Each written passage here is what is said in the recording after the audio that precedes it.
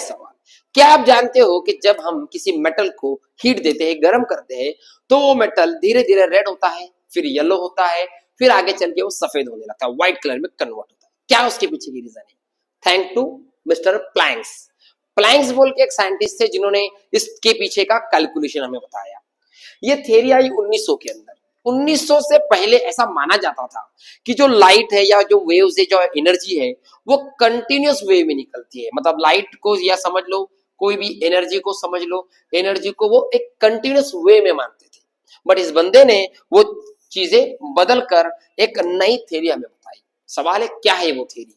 Theory है energy is not continuous, it is emitted और absorb in a small packet. Energy continuous नहीं होती है, एनर्जी एक डिस्क्रीट या छोटे छोटे पैकेट में आती है। एग्जांपल बताऊंगा बेटा, ध्यान से सुन।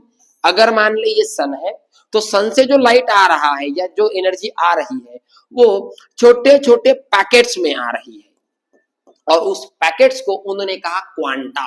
क्या कहा उन्होंने? क्वांटा, या कभी कभी फोटोन भी कहते हैं। और यही वो वक्त है जहां से जन्म हुआ फिजिक्स में नई ब्रांच का, the birth of new branch called as quantum physics. यही वो वक्त है।